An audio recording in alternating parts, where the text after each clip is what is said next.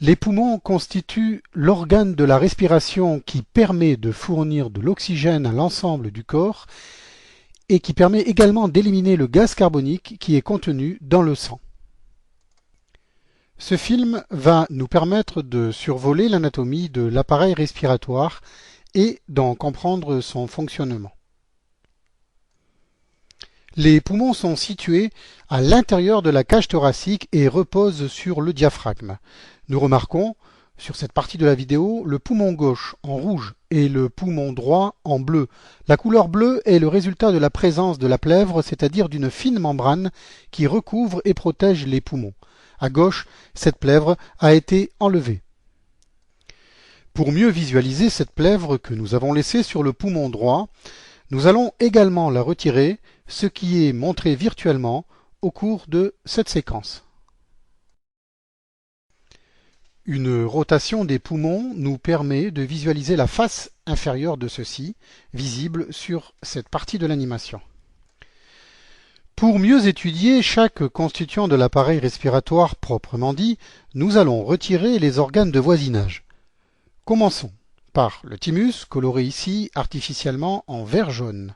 Rappelons que cet organe qui est situé devant la trachée en haut du thorax joue essentiellement un rôle immunitaire en assurant la maturation des lymphocytes qui sont une variété de globules blancs. Retirons maintenant le cœur.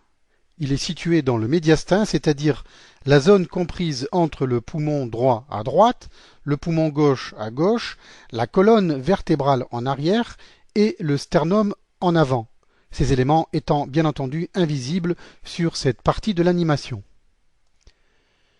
Il ne reste plus que la trachéartère en bleu clair et les deux poumons rouge-marron. Le poumon droit, comme nous le constatons ici, est constitué de 3 lobes accolés et le poumon gauche de 2 lobes. Abordons maintenant la notion d'alvéoles. Les alvéoles sont de minuscules cavités des poumons où se produisent les échanges gazeux étudiés plus loin. Pour aller à leur rencontre, il nous faut pénétrer à l'intérieur du tissu pulmonaire.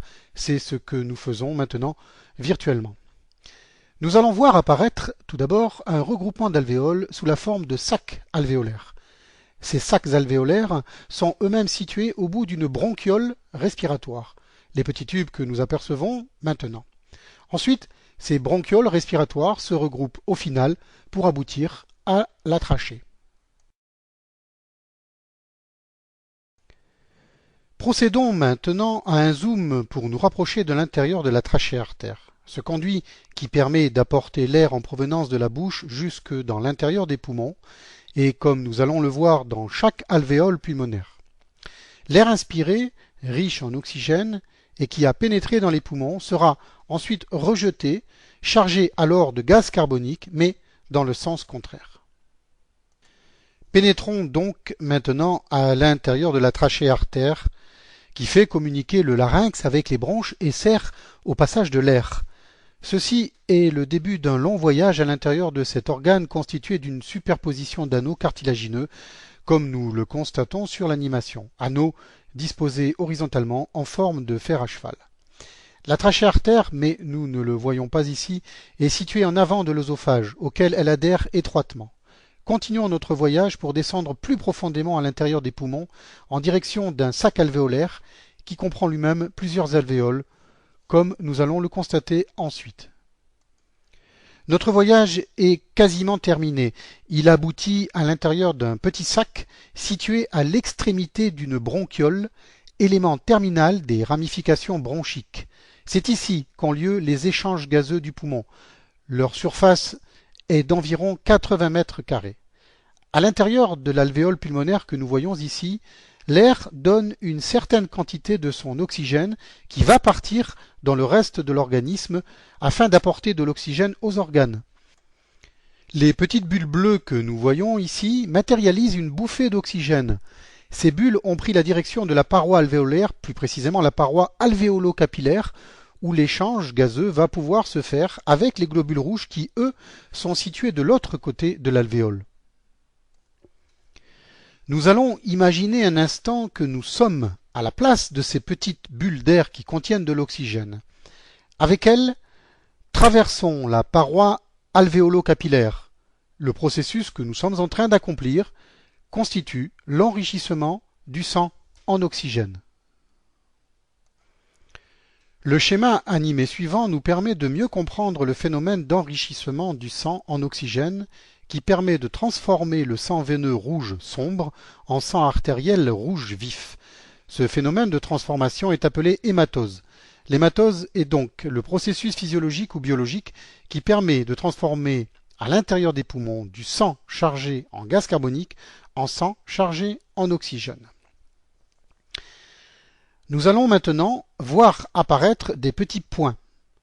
Ils sont rouges pour l'oxygène et bleus pour le gaz carbonique. Nous voyons traverser les petits points rouges qui représentent l'oxygène de la droite vers la gauche, c'est-à-dire de l'intérieur de l'alvéole pulmonaire vers les globules rouges. Ceci s'effectuant à travers la membrane alvéolo-capillaire représentée par le trait rose. Le gaz carbonique, constitué, rappelons-le, par les petits points bleus, effectue exactement le trajet inverse, c'est-à-dire de l'intérieur des globules rouges et du sang, situé à gauche de l'image, vers l'intérieur de l'alvéole, situé à droite. Cette partie de l'animation va nous permettre de constater la dissolution du gaz carbonique à l'intérieur de l'air qui est situé dans l'alvéole. Cet air sera bien entendu ensuite évacué vers l'extérieur des poumons. Voyons maintenant à quoi ressemble un sac alvéolaire vu de l'extérieur. Pour cela, il nous faut pénétrer à l'intérieur de la substance pulmonaire elle-même à la rencontre d'un regroupement d'alvéoles. Le survol d'un sac alvéolaire nous permet de constater la présence d'artères pulmonaires de couleur bleue et de veines pulmonaires de couleur rouge. Nous survolons actuellement ce que l'on appelle un plexus capillaire situé à l'intérieur de la paroi alvéolaire. Ce plexus est constitué d'un fin réseau de vaisseaux sanguins que nous avons vus précédemment et à l'intérieur desquels circulent des globules rouges transportant le gaz carbonique en provenance des organes du corps. Si la coloration des artères se fait en bleu et non pas en rouge, à l'opposé des artères de la circulation générale du corps, cela s'explique par le fait que celles-ci transportent non pas du sang oxygéné, mais du sang contenant du gaz carbonique en provenance du ventricule droit du cœur. À l'intérieur de ce plexus vasculaire, en l'occurrence artériel puisqu'apportant du sang contenant du gaz carbonique en provenance du cœur droit, nous remarquons la présence de globules rouges riches en gaz carbonique. Il s'agit exactement des mêmes que ceux que nous avons vus précédemment dans le schéma, et qui transportent du gaz carbonique en vue de déverser celui-ci à travers la paroi alvéolo-capillaire dans l'alvéole. Cette fois-ci, nous sommes de l'autre côté de la paroi alvéolo-capillaire, dans le versant circulatoire. Pour mieux comprendre la circulation pulmonaire, cette partie de l'animation nous indique, grâce à la petite flèche bleu clair, le circuit emprunté par le sang en provenance du ventricule droit. La flèche bleue survole actuellement une artère pulmonaire qui vient déverser du sang contenant du gaz carbonique jusqu'au niveau de l'alvéole.